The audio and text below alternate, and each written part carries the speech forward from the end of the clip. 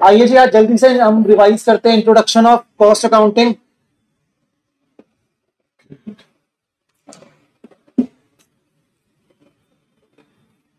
सबसे पहले जब कॉस्ट अकाउंटिंग की बात करते हैं ना, हम 3 से 4 अपने जो मेन वर्ड्स है, meaning of cost, meaning of costing, meaning of cost accounting, ठीक है, और एक वर्ड कॉस्ट लीडरशिप, उसके बारे में पढ़ेंगे अभी हम। ठीक है, नंबर 1 जब बात करते हैं कॉस्ट, कॉस्टिंग, कॉस्ट अकाउंटिंग और क्या हो गया हमारा कॉस्ट लीडरशिप, ये 4 वर्ड्स हैं जो इंपॉर्टेंट है। ठीक है, नंबर 1 जब बात करते हैं कॉस्ट, कॉस्ट क्या होता है? Cost is sum total of expenditure which are incurred. अब expenditure can be actual, can be notional. ठीक है, एक्सपेंडिचर क्या हो सकते हैं? एक्चुअल भी हो सकते हैं और क्या हो सकते हैं आपके नोशनल भी हो सकते हैं। ठीक है, that is the amount of expenditure actual और नोशनल, इनकर्ड और एट्रीब्यूटेबल। एट्रीब्यूटेबल का मतलब क्या हो गया? कभी कभी कुछ खर्चे हम एक्चुअल में नहीं करते, बट वो खर्चे उस पर्टिकुलर डिपार्टमेंट को या उस पर्टिकुलर प्रोडक्ट को एट्रीब्यूट होते हैं, लाइक ओवरहेड्स के अंदर देखा था हमने, हम खर्चे क्या करते हैं? एट्रीब्यूट करते हैं। Done, to a given product और सर्विसेज। अब व्हाट इज कॉस्टिंग? कॉस्टिंग क्या होती है? कॉस्टिंग दैट इज, कॉस्टिंग क्या एक टेक्निक है, कॉस्टिंग क्या है? टेक्निक है, that is which is used to ascertain the cost. अगर फेमसली बोलूं, हमारे पास 2 टेक्निक्स हैं, एक है एब्जॉर्प्शन कॉस्टिंग और एक है हमारी मार्जिनल कॉस्टिंग। आई बात समझ? एक क्या हमारी एब्जॉर्प्शन कॉस्टिंग और एक क्या है marginal cost. Absorption costing cost accounting, marginal costing management accounting. हमारा अभी इंटरमीडिएट लेवल पे मोर ऑफ क्या होता है? Cost accounting. मतलब हम शुरू के 12 या 13 चैप्टर जो सीखते हैं वो सारे के सारे कॉस्ट अकाउंटिंग होती है। अब डिफरेंट डिफरेंट टाइप्स की कॉस्ट अकाउंटिंग हम पढ़ते हैं। ठीक है, और उसके बाद लास्ट के 3 चैप्टर हमारे मैनेजमेंट अकाउंटिंग के, और सीए फाइनल आपका पूरा पूरा क्या होता है? Management accounting. क्या होता है आपका? Management accounting. तो the term used to collectively refer to all those techniques, process, activities that are used to ascertain cost. और टेक्निक्स की हम बात करते हैं तो टेक्निक्स क्या है? हमारे पास 2 टेक्निक्स हैं, एब्जॉर्प्शन एंड मार्जिनल। और मेजरली हम जो पढ़ रहे हैं एब्जॉर्प्शन कॉस्टिंग। एब्जॉर्प्शन कॉस्टिंग का मतलब ही क्या हो गया कि हम किस तरीके से एक कॉस्ट को एक प्रोडक्ट पर एब्जॉर्ब करवाएंगे। Are you getting my point? ठीक है, नेक्स्ट आ जाओ कॉस्ट अकाउंटिंग। जब बात करते हैं कॉस्ट अकाउंटिंग, कॉस्ट अकाउंटिंग अगर सिंपल लैंग्वेज बोलूं, कॉस्ट अकाउंटिंग क्या होती है? Accounting for cost. क्या होती है? Accounting for cost, in which you record all the expenses and incomes. वहां पे क्या करते हैं? हम सारे एक्सपेंसेस और इनकम को रिकॉर्ड करते हैं। जनरली जो कॉस्ट अकाउंटिंग होती है इसमें एक्सपेंस और क्या कहते हैं इनकम ही आती है, असेट्स और लायबिलिटी यहाँ पर नहीं आती। Are you getting my point? Cost accounting system chapter याद है जहां पर हमने जर्नल एंट्रीज पास करी थी। अगर हम कॉस्ट रिकॉर्ड्स को सेपरेटली मेंटेन कर रहे हैं, ठीक है, तो सारे के सारे जो एक्सपेंसेस हैं उनको तो हम रिकॉर्ड करते हैं, बट जो हमारे पर्सनल अकाउंट है या फिर रियल अकाउंट है, मतलब लाइक आपका क्या हो गया, जो भी रिसीवेबल्स हैं, पेबल्स हैं, या कैश से रिलेटेड पेमेंट्स है या कोई असेट्स है, उनको हम एक कॉमन अकाउंट में ट्रांसफर कर रहे थे, दैट इज कॉल्ड जीएलए और सीएलए। बात समझ आई? ठीक है, तो यहाँ पर क्या हो गया? Cost accounting. Cost accounting is accounting for cost in which all the expenses and income are recorded. And last में हम क्या करते हैं? कुछ अपनी रिपोर्ट्स प्रिपेयर करते हैं। अब रिपोर्ट्स बहुत सारी होती हैं, उसमें से सबसे फेमस रिपोर्ट क्या हो गई? हमारी कॉस्ट शीट। क्या हो गई? हमारी कॉस्ट शीट। उसके बाद बताऊं और मैं आपको, material consumption sheet, labour hours sheet, ये सारी शीट्स बनती हैं, इसको हम कॉस्ट रिकॉर्ड्स कहते हैं। डन जी, पढ़ो यहाँ पे, the process of accounting for cost which begins with recording of income and expenditure or the basis on which they are calculated and ends with preparation of periodical statements and reports ascertaining and controlling the cost। ठीक है, हम last में करते हैं अपनी reports वगैरह prepare करते हैं। ठीक है, उसके बेस पर हम क्या करते हैं? दैट इज कॉस्ट को असरटेन करते हैं, कंट्रोल करते हैं, ये हमारा टारगेट होता है। कॉस्ट अकाउंटिंग का टारगेट, एक टारगेट क्या है? कॉस्ट असरटेन करना, बट अपार्ट फ्रॉम दैट जो मेन ऑब्जेक्टिव है कॉस्ट अकाउंटिंग का वो ये भी है, कॉस्ट को कंट्रोल करना। क्या करना? कॉस्ट को कंट्रोल करना। आई बात समझ? उसके बाद कॉस्ट लीडरशिप, टॉपिक ही देखो क्या लिखा है, कॉस्ट लीडरशिप, ये एग्जाम में आ सकता है आपका। कॉस्ट लीडरशिप क्या होता है आपका?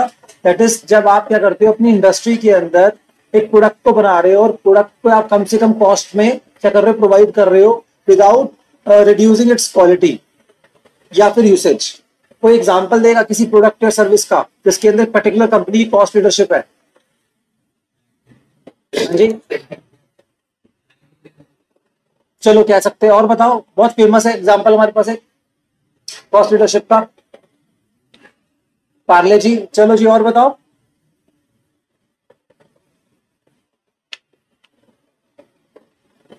सबसे बेस्ट एग्जांपल बताऊं, जियो।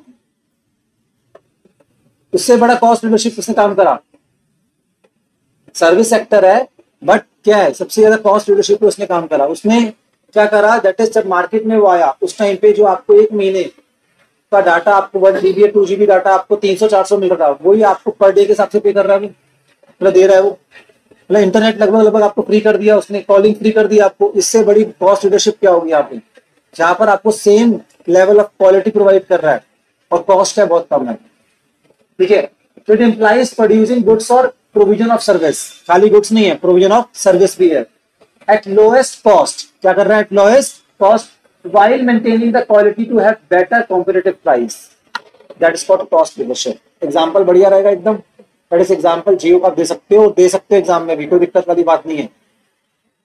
तो ये एक नया वर्ड सीखा भी आपने मेरे साथ, done, that is called cost leadership. ये एग्जाम के लिए इंपॉर्टेंट है सर। ये चैप्टर जो फर्स्ट चैप्टर है जनरली बच्चे ड्रॉप कर देते हैं, वो ड्रॉप इसलिए कर देते हैं बच्चों क्या लगता है, दैट इज बच्चों क्या लगता है कि जो टॉपिक है आपका फर्स्ट टॉपिक है, थियोरेटिकल टॉपिक किसी काम का नहीं, ये पूरा पहले बेस बनाता है चैप्टर का, आगे चैप्टर्स का, तो ये प्लस साथ में एग्जाम में 5 to 10 मार्क्स का आ जाता है।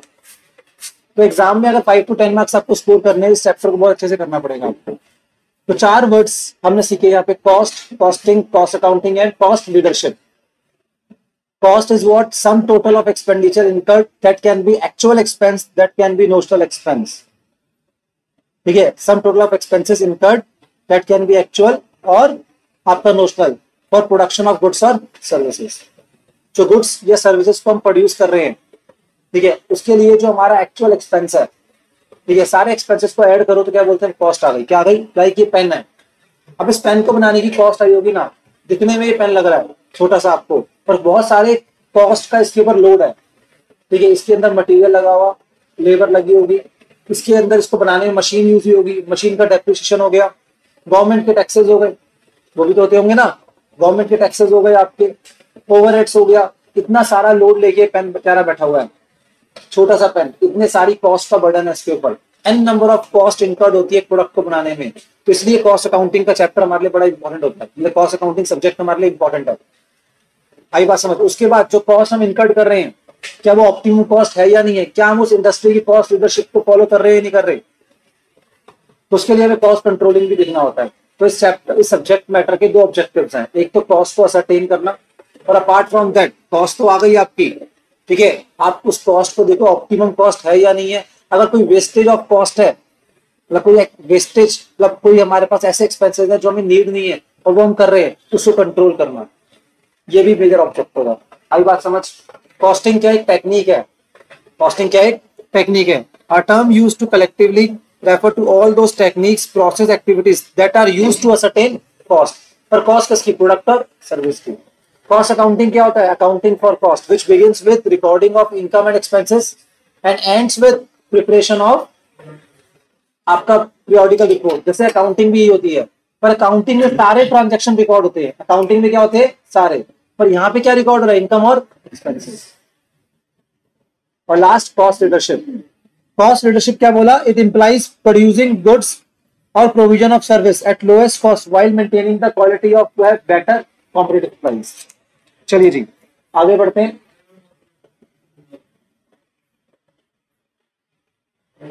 कॉस्ट लीडरशिप का मतलब क्या हो गया आपका बेटा, दैट इज कि आप क्या कर रहे हो, एक अच्छी क्वालिटी का गुड्स एंड सर्विस बना रहे हो, पर उसकी कॉस्ट जो है मिनिमम है। जैसे मैं जियो का एग्जांपल दिया, जियो जो सर्विस दे रहा है मिनिमम कॉस्ट पे दे रहा है आपको।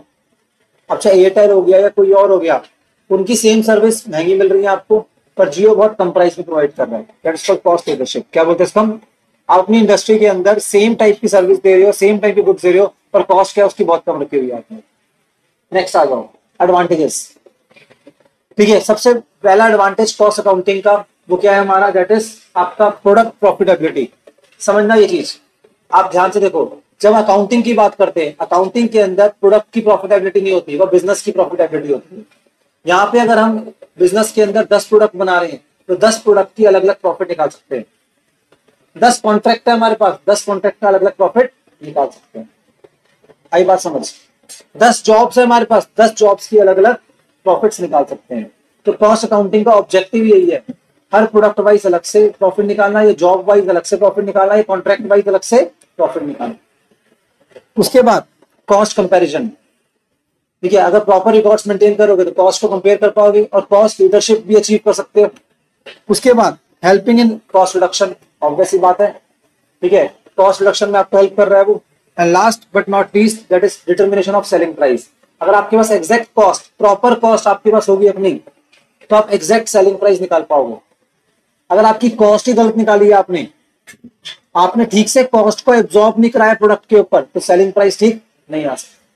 आई बात समझ, ठीक है। उसके बाद लास्ट जो पॉइंट बोला उन्होंने, डिसीजन मेकिंग।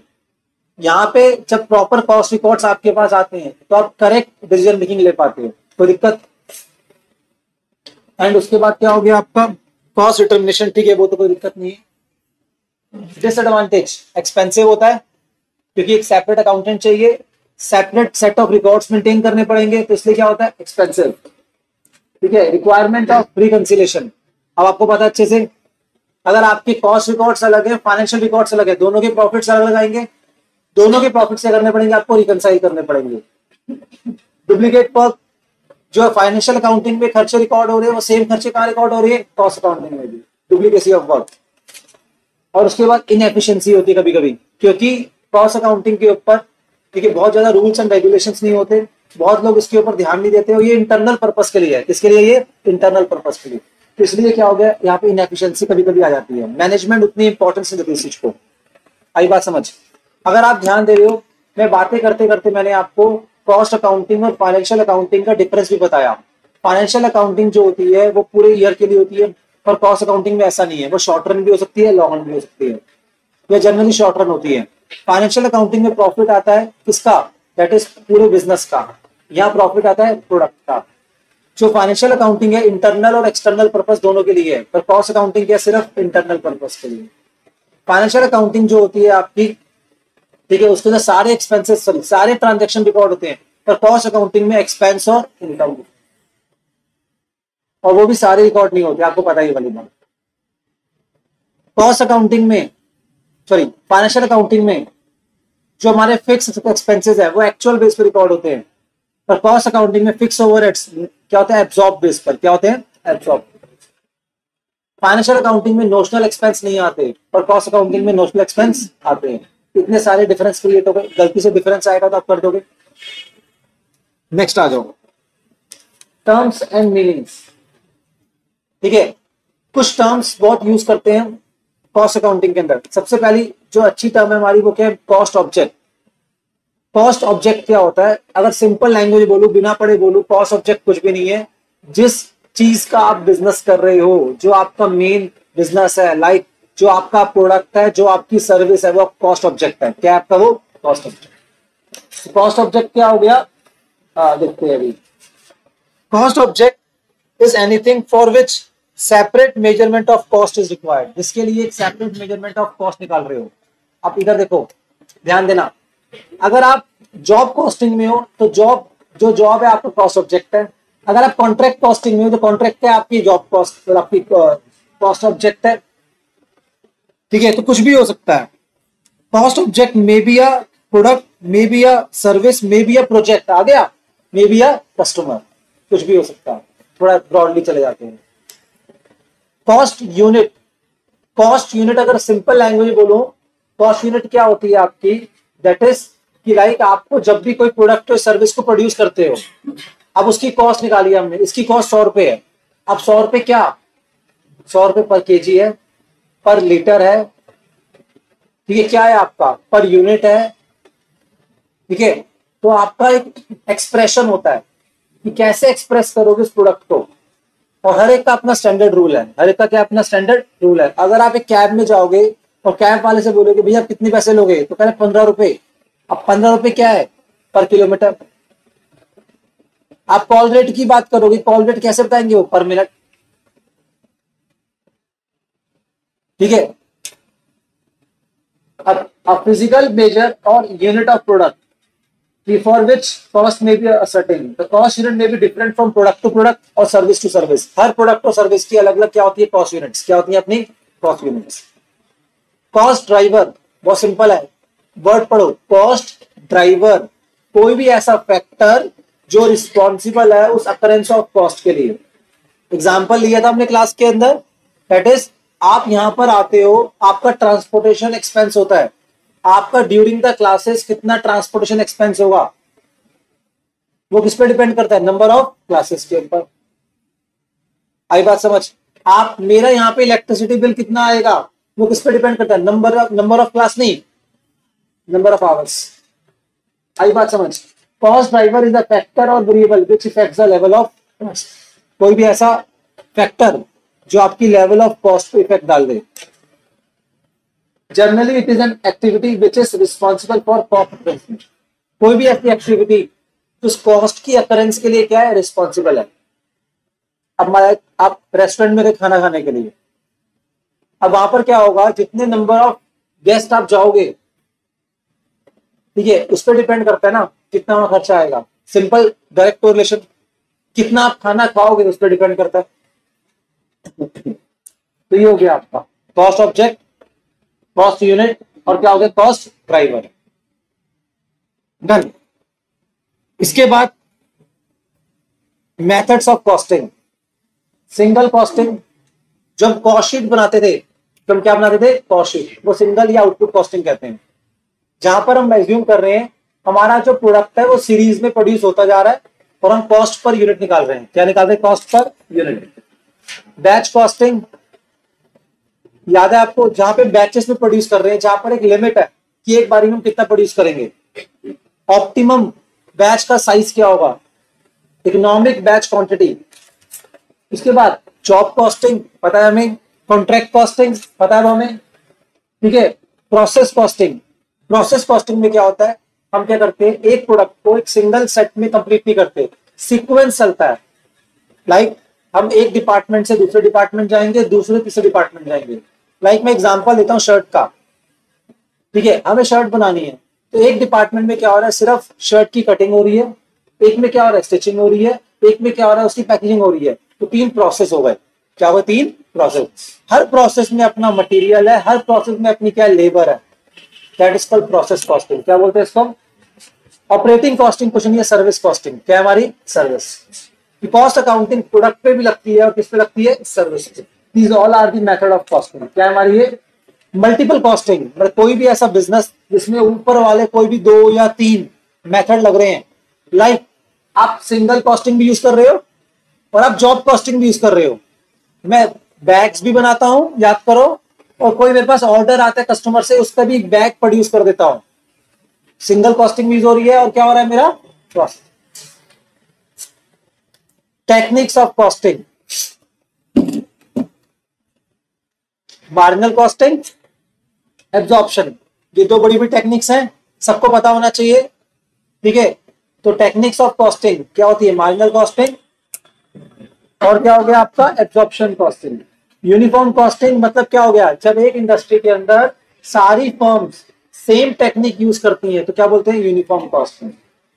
स्टैंडर्ड कॉस्टिंग मतलब हम साल के शुरुआत में एक स्टैंडर्ड कॉस्ट निकालते हैं प्रोडक्ट की, ताकि हम एक आइडिया हो माइंड के अंदर की जो हम प्रोडक्शन कर रहे हैं उसकी कितनी कॉस्ट आने वाली है। और उसके बाद है हिस्टोरिकल कॉस्टिंग, साल के लास्ट में हम एक्चुअल कॉस्ट निकालते हैं प्रोडक्ट का, ताकि हम कंपेयर कर सके स्टैंडर्ड कॉस्ट से और वेरिएंस निकाल सके। क्या निकाल सके, variance. This will be our last chapter, इसको हम स्टैंडर्ड एंड वेरिएंस एनालिसिस भी कहते हैं। ये मेथड टेक्निक्स ऑफ कॉस्टिंग क्या हो गई, जिसमें से मोटा मोटा बात करूं, मार्जिनल कॉस्टिंग सबसे मेन हो गया और साथ में क्या हो गया, एब्जॉर्प्शन। और अभी हम कॉस्ट अकाउंटिंग क्या पढ़ रहे हैं, एब्जॉर्प्शन कॉस्टिंग। अब एक क्वेश्चन, बड़ा फेमस क्वेश्चन है एग्जाम में, 5 मार्क्स का, लगभग हर बार आता है, क्वेश्चन नंबर 6 के अंदर। कहाँ आता है, क्वेश्चन नंबर 6 के अंदर। इसमें पूछेगा, हम एक सेक्टर दे रहे हैं, उस सेक्टर का आप क्या बताओगे, कॉस्ट यूनिट और method of costing. Cost unit और क्या बताओगे, मेथड ऑफ कॉस्टिंग। तो आओ जी देखते हैं उसको, ठीक है। कुछ एग्जांपल्स लेते हैं, ये एग्जांपल्स बड़े इंपॉर्टेंट है, मतलब अगर 5 एग्जांपल्स भी आ गए इसमें से आपके लिए तो बल्ले बल्ले, आपको बताना है। जैसे ब्रिज कंस्ट्रक्शन, अरे ब्रिज कंस्ट्रक्शन याद करो, मेथड ऑफ कॉस्टिंग कौन सी है इसकी, कॉन्ट्रैक्ट कॉस्टिंग। आई बात समझ। अब यहाँ पे कॉस्ट यूनिट क्या होगी, पर कॉन्ट्रैक्ट। कॉस्ट क्या निकलती है, पर कॉन्ट्रैक्ट। याद है लास्ट क्लास में रिवाइज कर रहे थे हम, कोई दिक्कत। उसके बाद शिप बिल्डिंग, सेम पर शिप, और क्या होगा यहाँ पर कॉस्ट यूनिट पर। ये सबसे इंपॉर्टेंट टॉपिक है आपका, मतलब इस चैप्टर में आजकल इस टाइप के क्वेश्चन बहुत आ रहे हैं। उसके बाद एडवर्टाइजमेंट। अब एडवर्टाइजमेंट एक पर्टिकुलर पर्सन के लिए होगी ना, कॉमन तो होगी नहीं, जॉब हो गया, प्लस साथ में कॉस्ट की यूनिट क्या है इसका, पर एडवर्टाइजमेंट। बाईसाइकिल्स, ठीक है, वहां पे मल्टीपल कॉस्टिंग्स, ठीक है, और साथ में क्या बोला, नंबर ऑफ साइकिल्स, ठीक है। नर्सिंग होम, नर्सिंग होम मतलब कहीं ना हॉस्पिटल सेक्टर, सर्विस कॉस्टिंग, ठीक है। ऐसे ही आपका टेक्सटाइल मिल, मिल्स, टेक्सटाइल, अभी मैंने एग्जांपल दिया था अभी आपको थोड़ी देर पहले, मुझे क्या करना है, फैब्रिक है, फैब्रिक से क्या बनानी है, शर्ट बनानी है, तो 3-4 प्रोसेस में जा रहा हूं, तो क्या हो गया, प्रोसेस कॉस्टिंग। एग्जांपल दिया था अभी आपको मैंने, और साथ में क्या है, मीटर्स, ठीक है। इलेक्ट्रिसिटी अगेन इलेक्ट्रिसिटी क्या है, ऑपरेटिंग कॉस्टिंग, ऑपरेटिंग मतलब क्या हो गया, सर्विस कॉस्टिंग, और साथ में यहाँ पे क्या होगा, किलोवाट या पर यूनिट वगैरह होता है, याद है ये चीज, कितनी यूनिट्स कंज्यूम करे, डन। अब ऑटोमोबाइल रिपेयर वर्कशॉप, ठीक है, तो यहाँ पे जॉब टाइप, अब आपकी कार ठीक होने आएगी तो वो आपकी कार पे काम करेगा ना, तो ये जॉब है, क्या एक जॉब है, और साथ में यहाँ पे आपके पर व्हीकल या पर कार के हिसाब से कॉस्ट निकलेगी। ब्रिक मेकिंग, ब्रिक समझते हो, ठीक है, ब्रिक मेकिंग व सिंगल आउटपुट कॉस्टिंग, क्या क्या सिंगल और आउटपुट कॉस्टिंग, वहां पे कॉस्ट आएगी पर 1000 ब्रिक। अब ब्रिक लेने जाओगे तो बोलोगे एक ब्रिक चाहिए मुझे, होता है कभी ऐसा, कितनी चाहिए ऐसे बोलेगा, 500 चाहिए, 1000 चाहिए, 2000, ऐसी बात होगी ना वहां पे। सिंगल लेने जाओगे तो वापस भेज देगा वो आपको, ठीक है। हम एक्चुअली अभी मैं कुछ सिलाई काम के मंदिर वगैरह में क्या होता है, कुछ हम वुड वगैरह देते हैं, लकड़ी वगैरह देते हैं, ठीक है, उनको जरूरत पड़ती है हवन वगैरह के लिए, तो वहां पे जब हम परचेज करते हैं तो लकड़ी वाला ये नहीं बोलता 1 किलो चाहिए, 2 किलो, कह रहे क्विंटल, क्या बात करता है, पर क्विंटल, 1 क्विंटल, 2 क्विंटल, 3 क्विंटल, ऐसी बात करेगा। Are you getting my point? तो वो चीज हो गई। तो हर इंडस्ट्री का क्या होता है, अलग अलग क्या होता है, मेजरमेंट होता है। बट मैंने क्या बोला, जैसे शुगर इंडस्ट्री की बात करते हैं, अब आप जब शुगर लेने जाते हो आप थोड़ी बोलते हो 1 बोरी चाहिए, 2 बोरी चाहिए, 1 क्विंटल, 2 क्विंटल, ये बात करते हो आप क्या बोलते हो, आप 1 किलो, 2 किलो। अब आपके लिए 1 किलो, 2 किलो, बट जब वो होलसेलर परचेज करता होगा मैन्युफैक्चरर से, तो क्या बात करता होगा वो, 1 क्विंटल, 2 क्विंटल, 3 क्विंटल, ये बात करता होगा, तो वहां पे अलग होता कॉन्सेप्ट, वहां पे क्विंटल है, वही शुगर, शुगर इंडस्ट्री वही है, तो वहां पे कॉस्ट यूनिट डिफरेंट हो सकती है। सीमेंट मैन्युफैक्चरिंग प्रोसेस, ठीक है, पैसेंजर पर सर्विस ऑपरेटिंग, ठीक है, टॉय मेकिंग, टॉयज अलग अलग टाइप की टॉयज बनेंगे, सिंगल टॉय तो बनेगा नहीं, है ना, तो क्या होगा, बैच कॉस्टिंग, क्या हो गया, बैच, और कॉस्ट पर बैच। अगेन आपका फिर दोबारा आ गया सीमेंट, फिर दोबारा आ गया अपना, इसको भी छोड़ दो इतना। रेडियो मल्टीपल कॉस्टिंग, जैसे साइकिल था वैसे क्या आ गया आपका, रेडियो आ गया। उसके hospital, that is operating cost. अब यहां पर देखो आप, इस तरीके से कुछ दे रखा है, इनको ना आप एक बार ढंग से रीड करके जाना, ठीक है, ये बड़ा इंपॉर्टेंट है आपके लिए। All is well. रेडियो जैसे ना उसमें अलग अलग कंपोनेंट्स होते हैं बेटा, उसकी वजह से मल्टीपल कॉस्टिंग लग सकती है उसके अंदर। जैसे मैं एग्जांपल देता हूँ कार के लिए, कार में भी ऐसा हो सकता है। अब कार जो हम बनाते हैं, कार के कुछ कंपोनेंट्स हम खुद बनाते होंगे, कुछ हम बाहर से परचेज करते होंगे, ठीक है, कुछ हमारे अकॉर्डिंग ऑर्डर बनते होंगे, तो वो चीज हो गई आपकी, तो वहां मल्टीपल कॉस्टिंग यूज हो गई। यहाँ पे बहुत सारे कंपोनेंट्स यूज हो रहे हैं बनाने में, ठीक है, तो वहां पे क्या होगा, मल्टीपल कॉस्टिंग, क्या हो गया वहां पर, यहां तक समझ आया, ठीक है। मैं आपको इंपॉर्टेंट टॉपिक्स बता रहा हूँ इस चैप्टर के।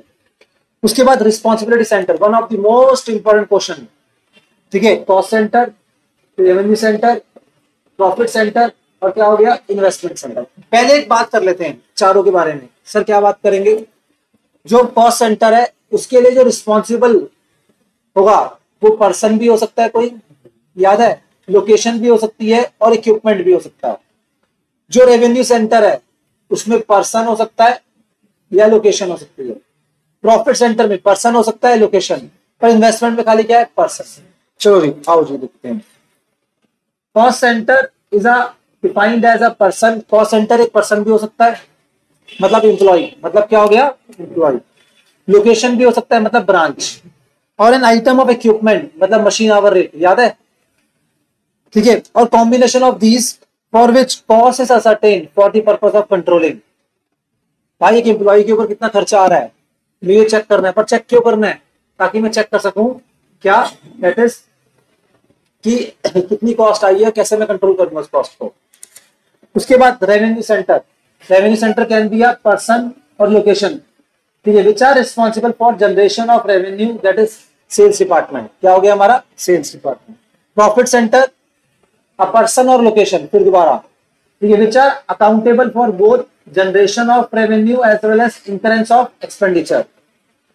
मैंने आपको मैनेजर बना दिया और मैनेजर को जो प्रॉफिट मिलेगा, सॉरी कमीशन मिलेगी as per based on profit, क्या बेस्ड ऑन। अब जो मैनेजर है इसका मतलब वो दोनों के लिए रिस्पॉन्सिबल है, रेवेन्यू के लिए भी है और एक्सपेंस के लिए भी। मैनेजर कमीशन जो क्या है वो प्रॉफिट सेंटर का पार्ट। मैनेजर कमीशन याद करो दो तरीके से पढ़ दिया आपने, एक बेस्ड ऑन सेल थी 10% ऑफ सेल, तो वो क्या हो गया रेवेन्यू सेंटर। एक था बेस्ड ऑन प्रॉफिट, क्या था बेस्ड ऑन प्रॉफिट, फिर क्या हो गया वो profit centre. Last investment centre, कोई भी ऐसा पर्सन जो रिस्पॉन्सिबल है प्रॉफिटेबल इन्वेस्टमेंट के लिए, लाइक म्यूचुअल फंड मैनेजर, या फिर बैंक के अंदर कोई भी ऐसा मैनेजर जो लोन देने के लिए रिस्पॉन्सिबल है। बैंक जब लोन दे रहा है, बैंक क्या कर रहा है, इन्वेस्टमेंट कर रहा है, क्या कर रहा है बैंक, इन्वेस्टमेंट, और उसकी प्रॉफिटेबल रिटर्न्स के लिए, तो वो क्या हो गया इन्वेस्टमेंट सेंटर, क्या हो गया आपका इन्वेस्टमेंट। ये 4 रिस्पॉन्सिबिलिटी सेंटर्स हैं आपके, ठीक है। एक और इंपॉर्टेंट क्वेश्चन इस चैप्टर में से, कॉस्ट कंट्रोल कॉस्ट रिडक्शन। मेरा जो स्टेक है इस बार, इन द सेंस जो मैं क्या चाहता हूं, मैं मुझे लग रहा है कि इस बार जो एग्जाम के अंदर है इस टॉपिक से क्वेश्चन आ सकता है, cost control and cost reduction. दोनों वर्ड सुनने में सिमिलर लगते हैं, कॉस्ट कंट्रोल कॉस्ट रिडक्शन, दोनों का ऑब्जेक्टिव कॉस्ट को कम करना, हिंदी बोले कॉस्ट को कम करना, बट दोनों में थिन लाइन ऑफ डिफरेंस है, ठीक है। आओ जी समझते हैं। Cost control AIIMS and maintaining the cost according with established standards. तो कॉस्ट कंट्रोल कहता है कि पहले स्टैंडर्ड सेट करो और स्टैंडर्ड बता दो कितनी कॉस्ट आनी चाहिए प्रोडक्ट को बनाने में, और वो पर्सन जो कॉस्ट एक्चुअल में इंकर करेगा तो वो रिडक्शन कहां तक करेगा कॉस्ट की, जहां तक वो स्टैंडर्ड अचीव नहीं होगा। कॉस्ट कंट्रोल का स्कोप बहुत लिमिटेड होता है, हम कोशिश करते हैं या हम इंप्रूव करते हैं अपने आप को कहां तक, अपने स्टैंडर्ड को अचीव करने के लिए, पर पॉसिबिलिटी इज देयर कि आप स्टैंडर्ड से भी ज्यादा अपने आप को इंप्रूव कर सकते थे। मैंने बोल दिया आपको कि एक प्रोडक्ट को बनाने में 10 रुपए की कॉस्ट आएगी, तो आप कब तक मेहनत करोगे जब तक उस प्रोडक्ट की कॉस्ट 10 रुपए नहीं आ जाती। जिस दिन 10 रुपए आ जाएगी उस दिन आप रुक जाओगे, आप सोचोगे मैंने पूरी ऑप्टिमम कॉस्ट अचीव कर ली, पर इसका स्कोप क्या लिमिटेड है। ये फोकस किस पे करता है, पास्ट पे, किस पे करता है, पास्ट पे, क्योंकि स्टैंडर्ड कॉस्ट हमेशा पास्ट के बेस पे होती है, तो हमेशा किस पे होती है, पास्ट। कॉस्ट रिडक्शन में ऐसा नहीं होता, हर बार जो कॉस्ट आती है हम उसको चैलेंज करते हैं और इंप्रूव करने की कोशिश करते हैं, that is called cost reduction. ये परमानेंट है, ये फ्यूचर बेस्ड है। Cost reduction is concerned with reducing cost, it challenges all the standards, ठीक है, and endeavours to better then continuously हर बार अपने अंदर इंप्रूवमेंट करना, that is called cost reduction. Daily आप सुबह उठते हो और सोचते हो मैं कल से ज्यादा आज बेस्ट परफॉर्म करूंगा, अपना कल से बेटर परफॉर्म करूंगा, कल से बेटर परफॉर्म करूंगा, that is called cost reduction, that is called cost. आपने साथ वाले को देख लिया, आप साथ वाले से बेटर परफॉर्म कर रहे हो, बस आप खुश हो उसी में, that is called cost control, that is called cost control. बस मैं उससे ज्यादा है मार्क्स आ रहे हैं ना मेरे, मैं खुश हूं उसमें। आप ये नहीं देख रहे कि हो सकता है आपके और भी ज्यादा मार्क्स आ सकते हैं। जो लीडर्स होते हैं वो इस कैटेगरी में फॉल करते हैं, दैट इज कॉन्टिन्यूअस इंप्रूवमेंट। क्या हो गया, continuous improvement. Cost control ends with targets are achieve, जैसे टारगेट अचीव कॉस्ट कंट्रोल खत्म। Cost reduction has no visible end, इसका कोई एंड नहीं है, हर बार अपने अंदर क्या करता है वो इंप्रूवमेंट करता है। कॉस्ट कंट्रोल इज प्रिवेंटिव, और ये क्या है आपका करेक्टिव। ये क्या हो गया, past, based on past and present, based on present and future, और ये it seeks to attain lowest possible cost under existing conditions. हमें कंडीशन दी जाती है उसके अंदर परफॉर्म करते हैं कि बस यहीं तक आना है आपको, पर यहाँ पर क्या है, recognise no condition is permanent, मतलब कुछ परमानेंट नहीं है, ठीक है। Since a change will result in lower cost, यार कुछ भी आप चेंज करोगे उससे और इंप्रूवमेंट आएगी, इन शॉर्ट की स्टोरी है ये। यहाँ पे कुछ सर्कमस्टांसेस में वो अपने आप को परमानेंट मान लेते हैं, क्योंकि बेस्ट तरीके से मैंने एक्सप्लेन कर रखा है इस टॉपिक को। आप कहीं भी पढ़ोगे ना, बड़े अलग अलग तरीके से, बहुत शॉर्ट में और बेस्ट तरीके से। कॉस्ट कंट्रोल, कॉस्ट रिडक्शन सबसे इंपॉर्टेंट क्वेश्चन इस चैप्टर का। रिस्पॉन्सिबिलिटी सेंटर्स ये हो गया आपका। बाकी जो मैंने आपको method of costing, these are the some important questions. ठीक है। टाइप्स ऑफ कॉस्ट वैसे बहुत सारी है, बट एक फेमस टाइप्स ऑफ कॉस्ट जो हमेशा आपको पता होनी चाहिए। ठीक है। हम अपनी कॉस्ट को डिफाइन करते हैं material, labour and expenses. Material मतलब टेंजिबल इनपुट, लेबर मतलब वर्कफोर्स, और एक्सपेंस का मतलब क्या होता है? Other than material and labour क्या हो गए? Expensive. Direct, indirect, direct, indirect, direct, indirect, और सारे इनडायरेक्ट को इकट्ठा ले आओ तो क्या बनता है? ओवरहेड्स। और ये सारे ओवरहेड्स को इकट्ठा कर दो आप, ये 3 टाइप के ओवरहेड्स है, production overhead, admin overhead, selling and distribution overhead. हालांकि सेलिंग अलग होता है, डिस्ट्रीब्यूशन अलग, हम जनरली एक ही बोलते हैं इसको, सेलिंग एंड डिस्ट्रीब्यूशन। ठीक है। तो ये पूरी टाइप्स ऑफ कॉस्ट है और यही बेस बनाता है कॉस्ट शीट का। क्या बनाता है? यही बेस बनाता है कॉस्ट शीट का। तभी मैं प्रेफर करता हूँ इसको खत्म करके आप चले जाओ कॉस्ट शीट के अंदर, तो वहां से आपको कॉस्ट शीट समझ आएगी। आई बात समझ? इस चैप्टर के अंदर मिनिमम इतना पढ़ के चले जाओ, एक तो बेस बनेगा पूरा सिलेबस का। जैसे लाइक बहुत बार क्वेश्चन पढ़ते हो आप, वहां पे वर्ड आता है कॉस्ट सेंटर, कभी वर्ड आ रहा है कॉस्ट ऑब्जेक्ट। अब आपको ढंग से पता ही नहीं कॉस्ट सेंटर क्या होता है, कॉस्ट ऑब्जेक्ट क्या होता है। कॉस्ट सेंटर मैंने क्या बोला? पर्सन, लोकेशन और equipment for which separate measurement of cost is done for the purpose of controlling. अब मैंने क्या बोला आपको? मेरा जो एम्प्लॉई है मेरे लिए क्या है? वो कॉस्ट सेंटर। बट आप सब मेरे कस्टमर हो तो आप क्या हो गए? Cost object. कॉस्ट ऑब्जेक्ट क्या? प्रोडक्ट और सर्विस। क्या आपकी प्रोडक्ट और सर्विस, जिसके लिए सेपरेट मेजरमेंट ऑफ कॉस्ट कर रहे हो आप। तो कॉस्ट ऑब्जेक्ट की कॉस्ट यूनिट होगी, क्या होगी? कॉस्ट ऑब्जेक्ट की कॉस्ट यूनिट होगी।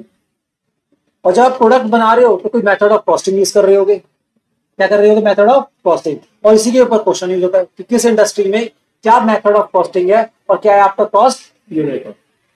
याद हुआ? तो ये पूरे चैप्टर की समरी थी। सबसे पहले लेवल पे पढ़ना है हमेशा cost, costing, cost accounting and cost leadership. Cost leadership मतलब आपने अच्छी क्वालिटी का प्रोडक्ट बनाया विद मिनिमम कॉस्ट, कह सकते हैं। ठीक है। आपकी पूरी इंडस्ट्री में कॉस्ट लीडरशिप, आप सस्ते बेच पा रहे हो, कॉस्ट कम से कम कॉस्ट हम कट कर रहे हैं। लाइक पतंजलि भी क्लेम करता है हम प्रोडक्ट अपने सस्ते क्यों बेचते हैं? बिकॉज हम क्या कर रहे हैं? दैट इज बहुत कम प्रॉफिट ऐड कर रहे हैं, जो मर्जी वो बोलते हैं वो, या मार्केटिंग पे कम पैसा खर्च करते हैं, तो कॉस्ट लीडरशिप की तरफ जा रहे हैं। आई बात समझ? ठीक है। उसके बाद आप क्या पढ़ते हो इसके अंदर? Advantage, disadvantage. जो आपके एडवांटेज है वही आपके ऑब्जेक्टिव भी हैं इसके कॉस्ट अकाउंटिंग के। ठीक है। उसके बाद टर्म्स बताई मैंने, कॉस्ट ऑब्जेक्ट, कॉस्ट सेंटर वगैरह, रिस्पॉन्सिबिलिटी सेंटर्स हो गए, इन्वेस्टमेंट सेंटर्स, ये सब चीजें। कॉस्ट ड्राइवर, एबीसी जब कॉस्टिंग हम पढ़ते हैं, एक्टिविटी बेस्ड कॉस्टिंग, वहां पे हम सारी अलग अलग एक्टिविटी पहचानते हैं, उन एक्टिविटी से कनेक्टेड जो कॉस्ट है उसको कॉस्ट पूल में लेके जाते हैं, और उनका जो कॉस्ट ड्राइवर है उसके बेस पे हम क्या निकालते हैं? That is cost driver rate. क्या निकालते हैं? कॉस्ट ड्राइवर रेट, याद है, जिसको हम रिकवरी रेट भी कहते हैं। कॉस्ट ड्राइवर रेट बहुत कुछ हो सकते हैं, लाइक मशीन आवर्स भी हो सकते हैं, याद करो, लेबर आवर्स भी हो सकते हैं, number of purchase acquisition, number of orders, याद है सारे, ये क्या है? Cost drivers. क्या है हमारे ये? Cost drivers. तो कॉस्ट ड्राइवर कॉन्सेप्ट मेजरली कहां यूज होता है? आपका एबीसी में। कहां यूज होता है? आपका ओवरहेड्स की रिकवरी और एबीसी की। आई होप यहां तक समझ आ गया। ये चैप्टर नंबर 1 था, इसको इसी तरीके से प्रिपेयर करो, शॉर्ट में बेटर तरीके से। ऑल वेल, चलिए, थैंक यू वेरी मच।